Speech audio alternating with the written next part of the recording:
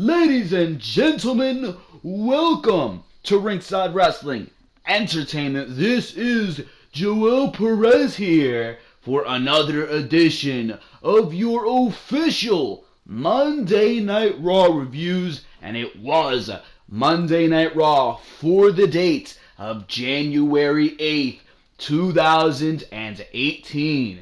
And as far as the quality of this show goes, like we always start, I give you a brief synopsis of what I thought of the show here tonight.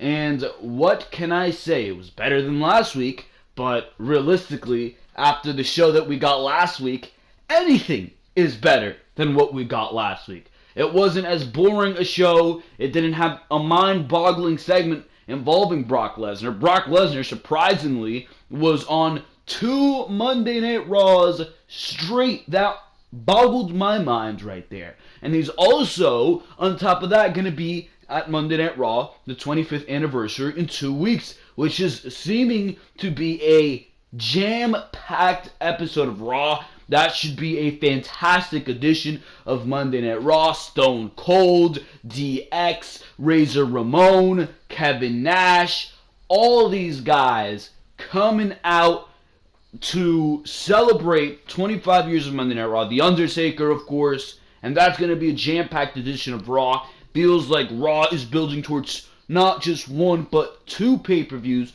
the Royal Rumble, and of course the 25th anniversary of Monday Night Raw. But the highlights here tonight, of course, had to do with Braun Strowman having another huge spot and taking the stage, or a stage set up backstage on Monday Night Raw, pretty much taking that, pulling it down onto Brock Lesnar and Kane. And it was an amazing visual, as well as broken or woken Matt Hardy making his official Monday Night Raw debut. And yes, that means new theme music, the official entrance, and that means he was in the ring doing all his mannerisms, and it was the continuation of his feud with Bray Wyatt, along with what I'm calling the official debut of the Balor Club.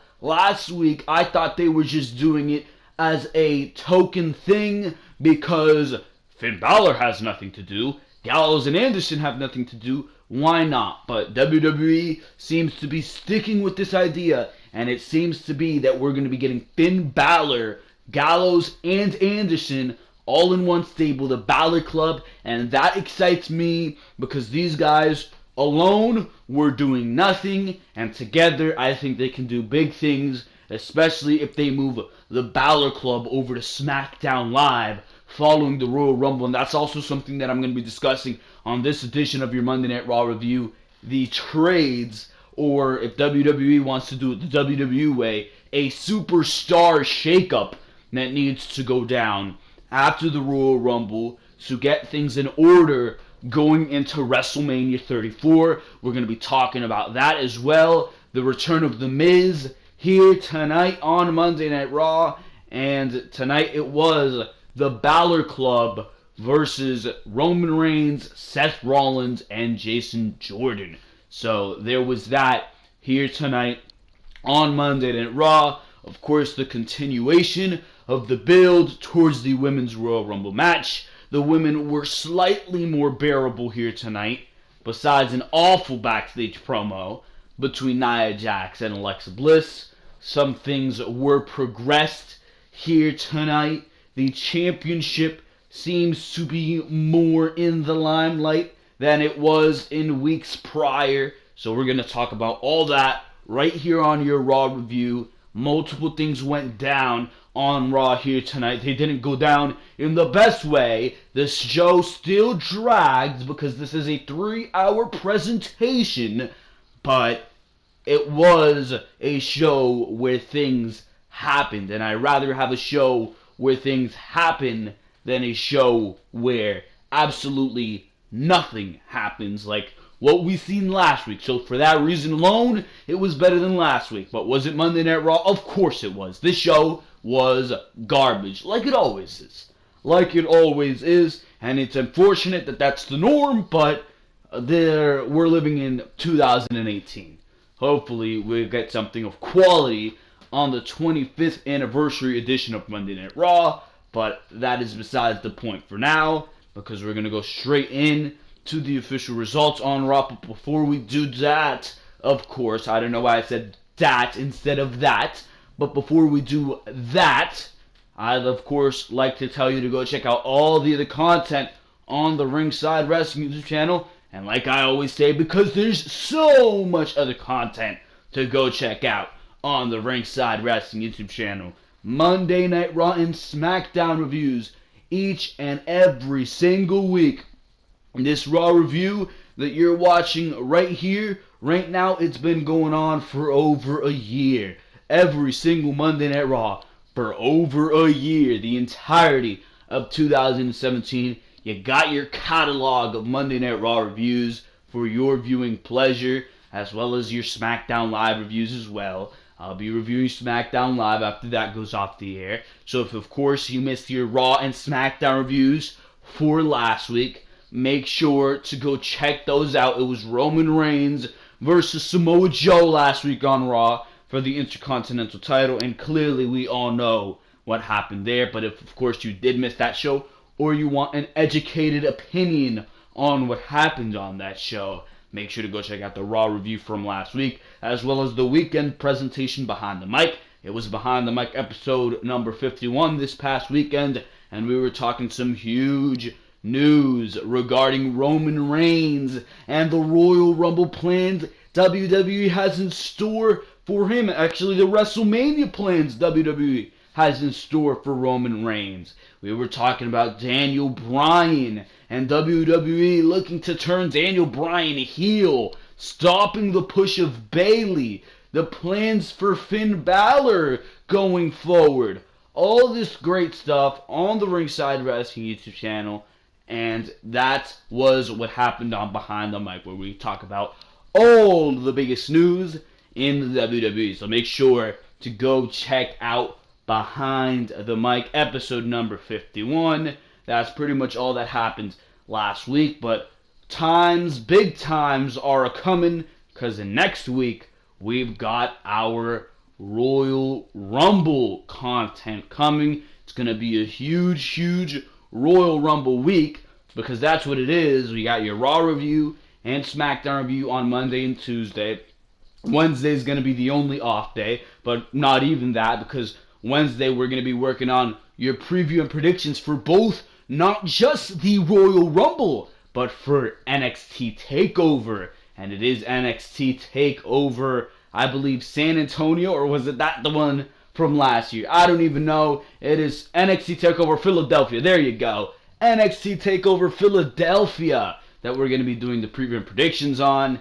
And we're going to be talking about everything going into the TakeOver going on in Philadelphia. I got to catch up on my NXT. Looking to do that one of these days, but I'm super excited to talk about that. And then, of course, that weekend, we also have your Royal Rumble pay-per-view review and your NXT TakeOver Philadelphia pay-per-view review. So there's huge things going on all around on the Ringside Wrestling YouTube channel. We talk about everything regarding the WWE, so if you do not want to miss any of that content, make sure to subscribe. I'm also planning and in the works of doing a possible WrestleMania card prediction before the Royal Rumble, of course, comes. It's probably going to be out, if I have time on a Wednesday, I'll probably push that out. Possible WrestleMania 34 card predictions. I'm going to try to do that based on what we're seeing on WWE television right now, and then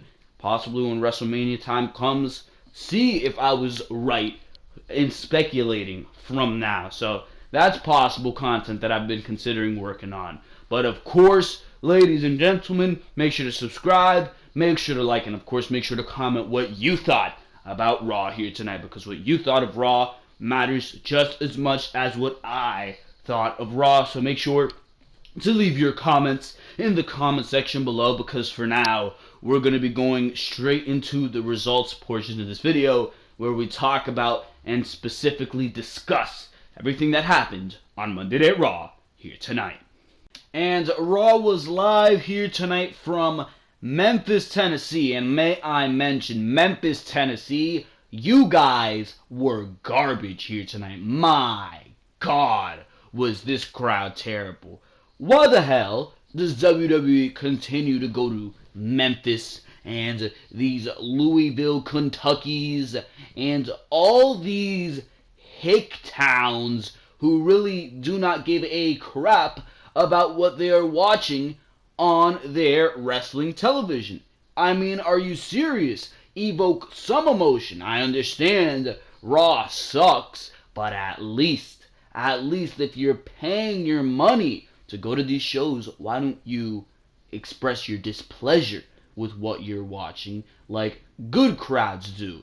WWE needs to refrain from going to all these garbage cities who are going to evoke no emotion into what you're watching. The quality of the crowd goes directly hand in hand with the quality of your show. If the crowd evokes excitement, the viewer is going to be just as excited at home, and that is something that was missing here tonight from Monday Night Raw. Something that's not missing from WWE television when you go to a city like Chicago, Los Angeles, all these great cities, these wrestling cities, Philadelphia, all these great cities who actually give a crap about wrestling. New York, and I know I'm from New York, but still, I gotta throw it in there because New York is a great wrestling city. As far as Philadelphia goes, they're absolutely, or Philadelphia, Memphis, Tennessee goes, they're absolutely terrible. They are absolutely abysmal. And I've been proposing this, that WWE, when they go to these shitty crowds or these shitty cities, they should ban these cities. They should ban themselves from going to these cities for about a year or about 6 months and have it so these cities are put on a banned list of cities. You ain't going there, bro. And I know things don't work like this, but it damn well should, because these cities are awful. Put these cities on a list and don't goddamn go there. And the next time you go there, if they put on a good show for you and they are a good crowd, then you return the next time and the time after that. But with crowds putting on reactions like these in Memphis, Tennessee, you have got to be kidding me. It is terrible. It really, really is. But tonight's show opened up with a look back at last week's Samoa Joe versus Roman Reigns match. We came out to the ring, and out came Roman Reigns with the Intercontinental title around his shoulder, and he was holding it like it's a piece of crap once again, and it just pisses you off, I know. But Reigns, he talks about how he silenced Samoa Joe to retain the title last week. Fans are already giving Reigns the what treatment. He goes on and brings up Dean Ambrose, saying, you mess with the entire unit of the Shield if you mess up with one of his brothers. He goes on, but the music interrupts, and out comes Raw Tag Team Champion Jason Jordan to boos. Jordan says he got goosebumps when rewatching the match with Joe last week because he felt like he was part of something meaningful. Jordan agrees with Reigns that you mess with all of them if you mess with one. Jordan says Reigns proved that this is his yard, baby. Jordan thanks Reigns on behalf of he and his partner Rollins. The Who's Your Daddy chants get louder until the music hits, and out comes the other half of the tag team champions, Seth Rollins. Rollins appreciates what Jordan is trying to do here, but he still has a lot to learn. Rollins says they're going to have to work on Jordan's timing. Rollins knows Jordan means well, but he's kind of stepping on Reigns' moment. Jordan says this is all of their moment. Jordan goes on about how they're all champions and they all run this show. Reigns says enough of this we stuff. Jordan teams with Seth, and Reigns is the guy. Jordan goes on and admits they're not the Shield, but they're pretty good. Maybe the most dominant three-man group in all of the WWE. And fans, of course, boo that idea, and the music interrupts, and it is the music of Finn Balor, Luke Gallows, and Carl Anderson. Balor comes out and says he knows Jordan is excited to be out here, but he can't really believe he's a part of the most dominant three-man group in WWE. Balor says he's been running with Gallows and Anderson 10 years before Jordan even knew that Kurt Angle was his dad. And that was a really funny line right there to give Finn Balor. The "Who's Your Daddy" chants, of course, start back up because of that. And Anderson and Gallows also chime in as the club is in the ring now. This leads to Balor calling Jordan a nerd. Jordan bucks and looks like he wants to fight, but they hold him back. The Raw general manager comes out and says it looks like he just found his main event for tonight. Angle makes the match, and his music hits as the two teams face off in the ring. So typical opening to Monday Night Raw, and that's what I meant in the intro when I said it was just Monday Night Raw here tonight, but a little better than last week because things actually happened on tonight's show. That's exactly what I meant. This is the same prototypical introduction to Monday Night Raw we've been getting for God knows how long now. The only thing I actually pinpointed and liked about this segment, and this is something very small, is that Kurt Angle, he just came out. He didn't come out with music. I hate when the music hits and they make an entrance. Like, no, why can't you just come out speaking on the mic? And Kurt Angle is the only one to do that. Why doesn't Finn Balor, Carl Anderson, and Luke Gallows come out like that? Why does music have to hit? Why not do things the old school way? The more natural, the more genuine way. Music randomly has to cue anytime you want to come out. It's ridiculous. It really, really is. But that is besides the point. This opening segment was pretty much there to establish the fact that the Balor Club is not going to be a one-time thing, and they are going to continue to be a stable. At least that's what it established for me.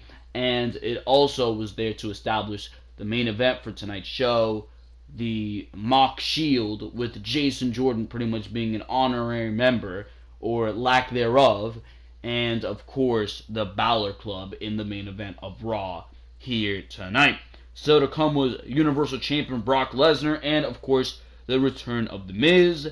But before that, we see Bayley, Sasha Banks, and Mickie James headed to the ring for a match with Absolution before we go to commercial. And it was the same tag team garbage here tonight on Monday Night Raw. It was Sasha Banks and Bayley versus Sonya Deville and Mandy Rose. Oh my god, I'm so excited!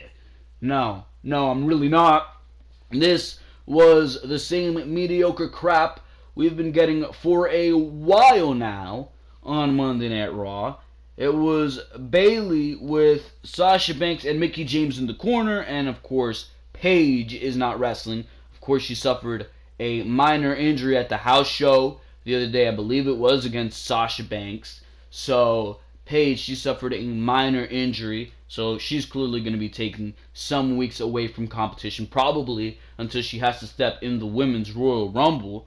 The match started off with Mandy Rose and Bayley, and Mandy Rose, let me just tell you, she's terrible in the goddamn ring. Everything she does just lacks finesse and delivery. When you see Sasha Banks hit a move, when you see Bayley hit a move, it has delivery, it has impact, because they're seasoned. They know what they're doing inside that wrestling ring. Mandy Rose and Sonya Deville are not ready. Sonya Deville less so, but Mandy Rose especially. They do not know what they are doing in that wrestling ring, and that's why I argue week after week that these women shouldn't have been called up from NXT. You could have definitely made better choices, especially with the packed NXT women's division. You could have damn sure made better choices than Mandy Rose and Sonya Deville, because Mandy Rose is awful in that ring. She looks like a fish out of water, and that is an understatement if you ask me. But for now, at least, that is besides the point. The match ended with Rose keeping control of Sasha in the ring, but Sasha hit a bank statement in the middle of the ring, and Mandy Rose was tapping out for the finish. So it was Sasha Banks and Bayley actually beating Absolution here tonight. And the one thing I did notice about this is that Michael Cole was actually hyping up the fact that what if it is Mandy Rose and Sonya Deville, or what if it is Mandy Rose and Paige? What if this Women's Royal Rumble comes down to members of Absolution? Is it going to be, you're going to give the win to Paige, or are they going to fight for it? That was a question, and I like that he brought that up, because it's all been holding hands and women's revolution, women's evolution. We're making history. Bring up some storyline, bro, because that's what there should be. And I was watching an interview on Lillian Garcia's podcast, Chasing Glory. Absolutely fantastic podcast. On podcast one, Melina was on there. Kelly was on there. And Eve Torres was on there. Eve Torres and Kelly, of course, were just talking about how it's history and they're proud to be women. Melina actually brought up, and I love Melina and the way she came off in this interview. She actually brought up, well, it kind of she's like, and she tried to say it in the most politically correct way possible, of course, but she's like, I kind of don't get how when I seen the image, and I wish I had and she was like, I wish I had watched the whole show to get the context of this. But when I seen the image and when I was sent the image of these women and the announcement of the Royal Rumble, I saw these women holding hands in the middle of the ring. And this is, I'm paraphrasing what Melina would have said or was saying, and she says, even back in my day, it was somebody came up to her, one of the divas or the women at that point, I'm not even sure, came up to her and congratulating her for winning the title. But in the next frame or in the next picture that she was sent, in one picture she was being congratulated for winning the title, but the next picture she was trying to grab the title. And that competition was always there. They were always being reminded. There was always that storyline there. With this, and this is one of my main gripes with this, it's just thrown out the window. And Melina, I love the fact that she brought that up, because Eve Torres and Kelly were all happy, and even Lillian, who I love, but they were all happy, and, oh, it's history, it's evolution, it's all this, throwing all the keywords in your faces. Melina actually said, you know, that's no excuse to be putting away storyline. The storyline should still be there. And I love the fact that she brought that up, and that's one of my major gripes with this. She brought that up in a more politically correct manner. So if you want to see what my argument is, I really suggest it's about the end of the interview, because it was a whole episode of Chasing Glory, and Melina was put at the end, and I love the fact that she brought that up, because that's honestly exactly what I am thinking. But that is besides the point, because Cedric Alexander was backstage warming up when Goldust appeared to give him some words of encouragement for his title shot. Goldust says he believes in Cedric. This segment was cringe, a lot of over-scripted verbiage from Cedric Alexander. Now Goldust, he knows his role. Clearly he's a lot better when it comes to speaking on the microphone, and he's playing the Goldust character very well. But as far as Cedric Alexander, he sounded terrible. And he did get his Cruiserweight title match here tonight, and we will talk about that. But the announcers did promote the Mixed Match Challenge and how Goldust was introduced to his partner earlier, Alicia Fox. I mean, that makes sense. Really, you're not going to team Goldust with Asuka. I quite honestly do not mind that pairing of Goldust and Alexa Bliss. But we move on to Matt Hardy versus Kurt Hawkins. And Matt Hardy finally made his entrance here tonight on Monday Night Raw. And I like it. It suits him. Only thing they didn't get was that the arena, I guess, image was still the old Hardy's visuals, right? But besides that, the theme music they got on par. I like the way they worked the camera, where it's just showing the crowd and the piano was playing, and it's like kind of a reworked way of doing it, and it's piano, but at the same time you hear the Matt Hardy laugh, you hear delete, you'll hear you're going to become obsolete. I like it a lot. I like the entrance. Just update the visuals, get rid of the Hardy's visuals, give it some woken Matt Hardy visuals, and you're set to go. This is what I've wanted to see for weeks. Maybe when he makes a special entrance at a WrestleMania or a Royal Rumble, you have Rebby Hardy come out and play the piano for him. I like what they did with the theme song. WWE, when it comes to the presentation and the theme, They never fail to disappoint. But when it comes to the storyline, I'm going to talk about my gripes with that in a second. But Matt Hardy, of course, beat Curt Hawkins. And I was kind of saddened because they were playing up the fact that Curt Hawkins hasn't been defeated yet in 2018. Clearly because 2018 hasn't started yet. Ha ha ha. Well, he took his loss to Matt Hardy here tonight after the twist of fate. The crowd, for being the Memphis, Tennessee crowd that we got here tonight, they actually responded pretty well to Matt Hardy. But it was after the match that the graphic hit and Bray Wyatt appeared in the ring. Matt met him in the middle of the ring and they stared each other down. And this is my gripe with the segment. It really, really is. The fact that, alright, we're here. Matt Hardy and Bray Wyatt are in the middle of the ring. What are they going to say to each other? But, I mean, WWE, it seems like the first week Matt Hardy did this laugh.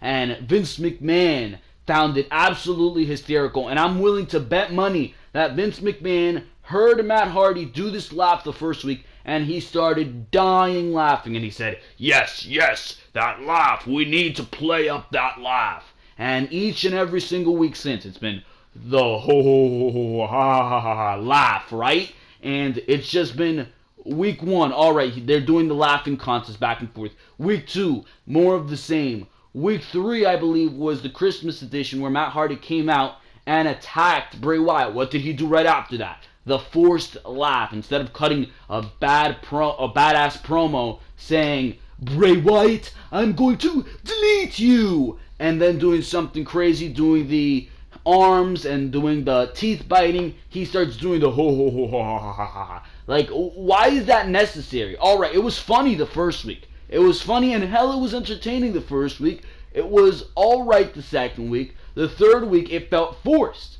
The last week, again, it felt forced. And here tonight, them doing the laughing contest again feels forced.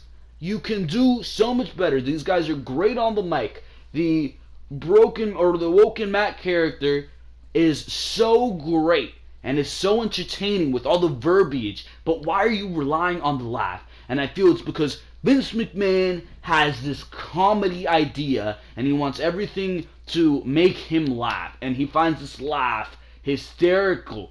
This Matt Hardy laughing, the idea of this character doing this ridiculous, abnormal laugh, it makes Vince McMahon giggle inside. That's what my theory is. That's my theory as to why this laugh is being positioned as the forefront of the Woken Matt Hardy character. It really shouldn't.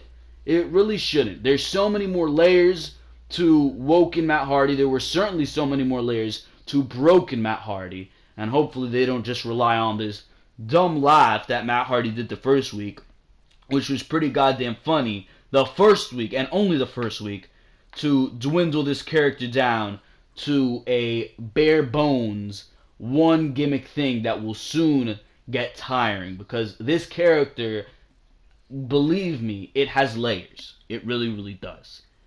Back from the break, we see Elias in the ring with a spotlight and his guitar. JoJo introduces him. Elias sings and taunts the Memphis crowd, mentioning Elvis. Elias starts another song, which ends up being the grand entrance for The Miz. And The Miz, he appeared with Bo Dallas and Curtis Axel. Fans chant welcome back as The Miz takes the mic and he cuts a damn good promo like only The Miz can do. And he asks everyone if they missed him. They pop. Miz welcomes us to Miz TV and says he's been away filming the Marine 6 and visiting troops overseas for the holidays. Miz says he has not been forgotten thanks to two people who just happened to be his guests tonight, Bo Dallas and Curtis Axel, the Miz-tourage. Miz praises Axel and Dallas for turning their careers around in 2017. Axel says 2017 was the best year of his life, as every day felt like Mizmas. No. Mr. Axel, every day is Rusev Day. But that is besides the point. I feel ridiculous. I really, really do. But Dallas says it's like winning the Mizzies every single day. Dallas gets a thank you Miz chant going. Some fans join in.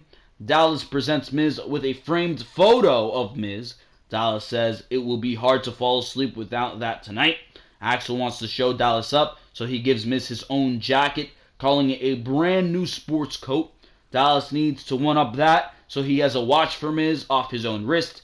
Axel gives Miz his shoes next. Miz shuts them both up and tells them to sit down because, of course, that little part of the segment here, WWE needs to get in their comedy. But Miz says 2017 was a big year for him, but he has a lot more planned. He brags on his WWE Intercontinental title reign and says that he elevated Dallas, Axel, Raw, and SmackDown throughout this past year.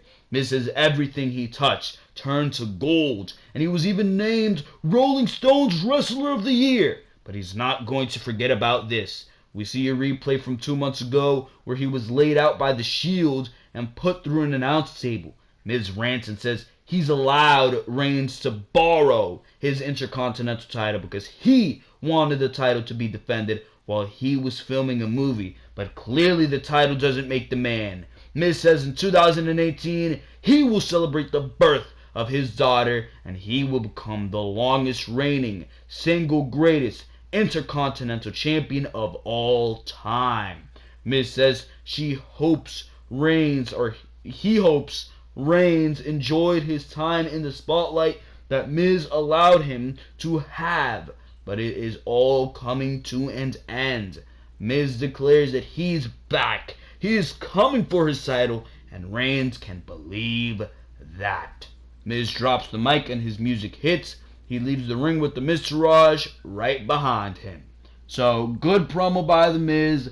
Clearly challenging Roman Reigns once again for the Intercontinental title. And I'm surprised. I thought that was going to happen at the Royal Rumble. It is not going to happen at the Royal Rumble. It doesn't even seem like the Intercontinental title is going to be defended at all at the Royal Rumble. Which just goes to show you how great of an Intercontinental title reign Roman Reigns is having, right? Right. But that is besides the point because that was announced for Raw 25 was the Intercontinental title match. So there's that. We go to a backstage segment. Carl Anderson and Luke Gallows are backstage telling stories about Japan, but Finn Balor says reminiscing is great, but it's time to talk strategy. Balor goes on and tells them to keep eyes open and feet moving. Balor also mentions 2018 being the year of the Balor Club. They do the Too Sweet gesture to end the segment. We go to the Cruiserweight title match, Cedric Alexander versus Enzo Amore, and this was basic until the end, bro. It was Cedric Alexander who did that move he always does, which looks beautiful, by the way. It's like a cartwheel into the ropes, into a, spinning enziguri. It's beautiful. And it hit Enzo right on the eye. Or right above the eye, I should say. He was busted right open, bleeding. And then Enzo, he rolled to the outside. On top of that, he rolled to the outside. Cedric Alexander did a beautiful dive onto Enzo. And it looked like Enzo legitimately buckled his knee. I think that was just per storyline, however. The ref or the doctor was checking on Enzo and his health. And Enzo, as Cedric Alexander pretty much had the match in his hands, about to be won, he took the purposeful count-out loss in order to retain the Cruiserweight Championship. So the winner was Cedric Alexander by count-out, but Enzo Amore retains the Cruiserweight Championship. So there's that. Really not too amazing a match. Nothing really special. Only thing that made this match special is that we got to see that nice mask, that nice crimson red. But besides that, really nothing too much here. This is clearly going to result in a rematch. Whether or not it's at the Royal Rumble, it probably will be, or they can do a rematch at Raw 25. I don't know, but depending on when they want to do it, I don't know. I would give the title to Cedric Alexander because I feel like Enzo Amore, what's the point? What's the point of even putting the title on this guy? There really is no reason to do that. So I would put the title on Cedric, but knowing WWE, I'm out of my mind. Back from the break, Enzo is being checked on, and the trainer says he will undergo x-rays and a possible MRI. Nia Jax appears and Enzo thanks her. He tries to play tough guy, but he is in pain. Kurt Angle is backstage on the phone with someone, a surprise entrant for the Women's Royal Rumble match, and what Kurt Angle said was that he knows that this person hasn't wrestled in years, but he wants her to come back for the Women's Royal Rumble match. So clearly, if it was not clear enough already, there will be older women superstars competing in the Royal Rumble match. Michelle McCool, Eve Torres, Trish Stratus, Lita, somebody who I just mentioned before, Melina, Kelly, all those names probably going to be coming back to compete in the first time ever Women's Royal Rumble. Clear as day. But Angle says they haven't been in the ring in years, but he thought someone of her caliber would be great for the Rumble. The Bar walks in and Angle says he will call the Mystery Woman back. Cesaro and Sheamus want their Raw Tag Team title rematch. Angle books it for the Royal Rumble. They also want some competition tonight, and Angle sends them to the ring. The Miz walks in and confirms that he and Maurice will have their own unscripted reality TV show on the USA Network soon, and will be executive producers of that show. I don't know if that's true or not, but that sounds absolutely ridiculous.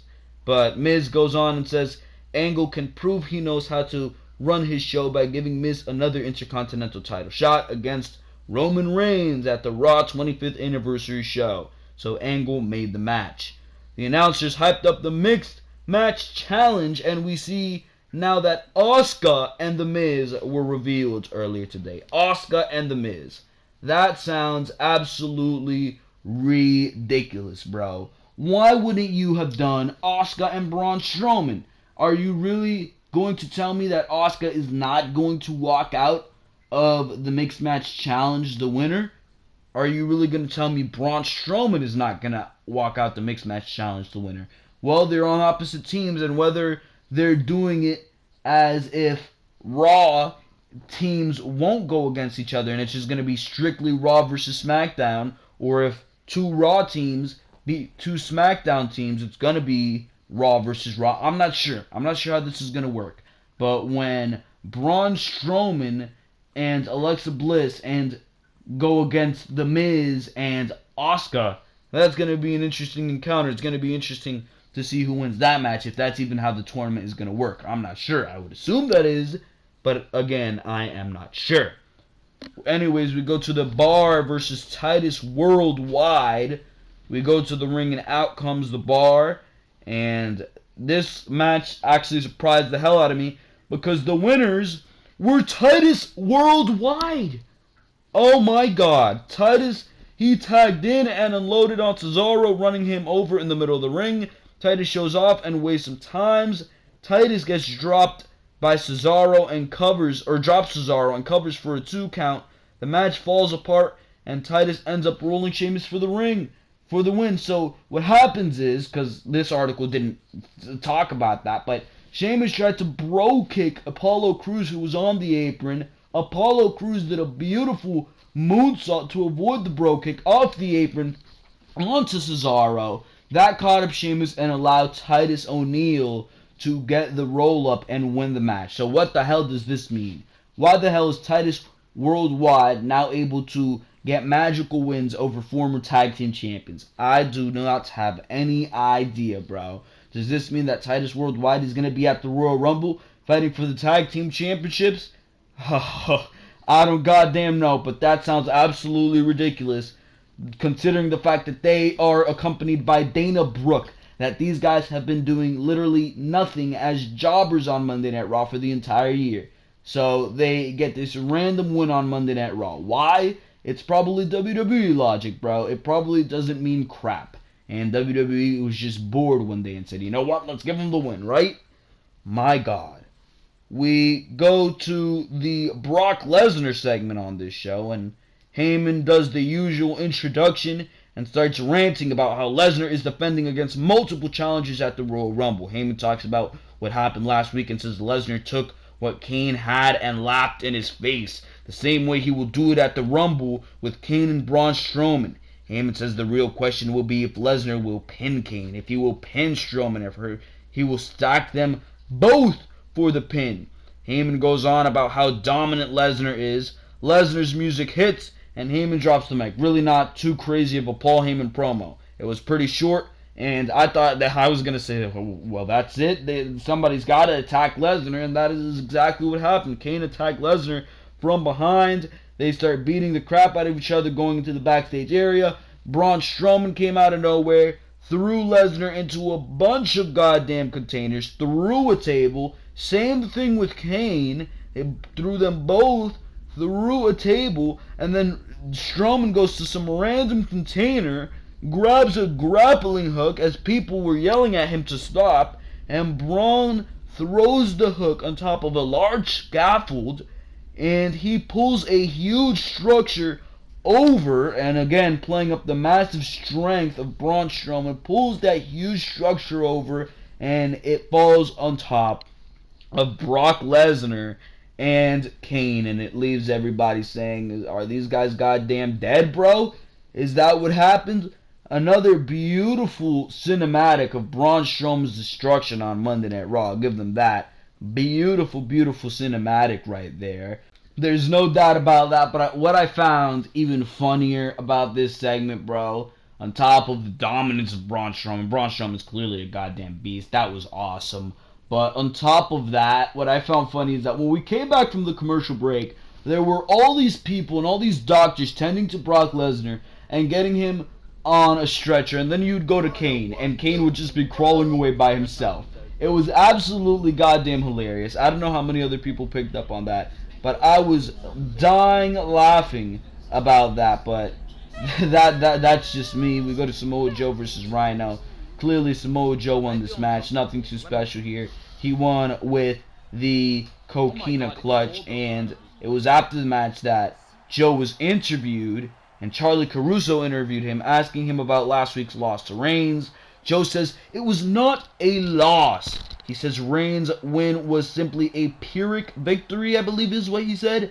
Joe goes on to say that he's beaten years off Reigns' career each time he steps into the ring with him.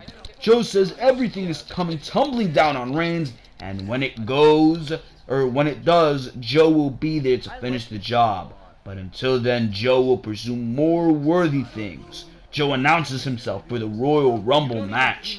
Charlie asks about some of the other participants in the Royal Rumble match. She names Randy Orton, Shinsuke Nakamura, Finn Balor, but the name that sets Joe off is John Cena.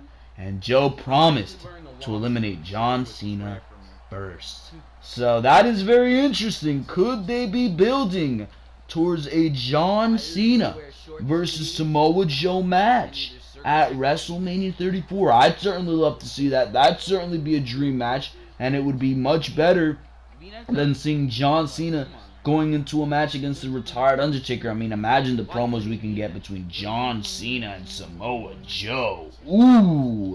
Ooh, that'd be a great match at WrestleMania. It really, really would. I'd love to see John Cena go at it with Samoa Joe. It goes back to what I was talking about with doing the trade of Finn Balor and the entire Balor Club for something on Smackdown Live. Trade it for Randy Orton. Have him do what he needs to do on Raw. He's been outspoken that he wants to go to Monday Night Raw. He wants to turn heel. Have him do that. Have Finn Balor and Gallows and Anderson, the Balor Club, go to SmackDown Live and feud with The New Day going into WrestleMania. The New Day needs something to do. I feel like the Balor Club versus The New Day would be a great match. Then have Samoa Joe go against John Cena. Or while you're at it, if you don't want to do Samoa Joe and John Cena, have Samoa Joe feud with Randy Orton, who was traded to Monday Night Raw. Or trade some SmackDown team as well in exchange for Gallows and Anderson to Monday Night Raw. Monday Night Raw certainly needs the goddamn tag teams, and they weren't using Gallows and Anderson before that, so there's that as well. So I don't know. There's a lot of things you can do here. There are a lot of things you can do going into WrestleMania. And Samoa Joe versus John Cena is not something I would mind seeing. This was an awful backstage segment. Alexa Bliss was backstage with Nia Jax, asking how Enzo Amore is doing. Nia says he's doing fine, but it's not like Bliss cares. Bliss talks about how she cares about Nia and says she's worried Enzo is holding Nia back. Nia says if anything he motivates her, and she wants to be a champion like him. She announces herself for the Royal Rumble match. Bliss tries to get Nia's anger focused on Asuka. Bliss brings up a possible Nia versus Bliss WrestleMania 34 dream match. Not a dream match for me, but a dream match for them. If Nia can take out Asuka first before the Royal Rumble, then win the match. Bliss won't tell Nia that what Asuka said about her, but she finally gives in and whispers it to her. Nia asks if Bliss speaks Japanese because Asuka doesn't speak English, and that was the worst line that we have heard all year, and there will probably be worse lines to come, but that just sounded absolutely goddamn ridiculous. Asuka does speak English, you twat. My god, bro. Who scripts this garbage? Really, who scripts this garbage? Because earlier in the night, Asuka was speaking English in the segment with The Miz. So it makes no goddamn sense, bro. Holy crap. Anyways, back from the break, Asuka came out and she was looking to prepare for a jobber match, or a squash match I should say, when Nia Jax attacks from behind and lays her out, slamming her from the top of the mat in electric chair position. Nia keeps up the attack before standing tall as Asuka rolls around in pain. And one thing that absolutely struck me wrong about this segment is the fact that you had Asuka be taken out by Nia Jax, and Nia Jax theme music. I mean, you just had Nia Jax take out Asuka, this impending figure, and what plays after that? I'm not like most girls. I mean, are you kidding me? That's what plays? Holy crap, that is awful. Nia Jax needs some new theme music. She really does. Nia Jax, if you're going to portray her as a monster, give her some monstrous music. Give her something crazy. I'm not like most girls. I mean, are you serious? Holy crap. Anyways, that took us into the main event. It was the Balor Club, like I said, and Jason Jordan, or Balor Club versus Jason Jordan, Seth Rollins, and Roman Reigns. And you had Roman Reigns and Seth Rollins and Jason Jordan actually not successful in this matchup. In the end, it was actually Jason Jordan who caused him the match, actually. Reigns, he sent Gallows into the ring post and hit a Superman punch on Anderson. Reigns speared Gallows on the floor. Jordan helps Rollins to his feet, but Balor charges with the dropkick. Jordan actually moved out of the way at that point instead of pushing Rollins out of the way. Balor knocks Jordan back down off the apron, and that goes to the top. Balor hits the coup de grace on Rollins for the pin, and I believe that Jordan did do something before that, and he did. Yeah, Jordan came back on the apron and entered the ring. The referee doesn't see Reigns tag in as he was distracted by Jordan. The chaos led to Rollins eating a magic killer from Gallows and Anderson. So yeah, there was dissension, and it was actually Jason Jordan who cost them the victory there. So Balor was able to get the pin on Seth Rollins, and after the match, Balor, Anderson, and Gallows, they celebrated, but it was the Miztourage who came out, and they started attacking Roman Reigns. The Balor Club, they were all smiles.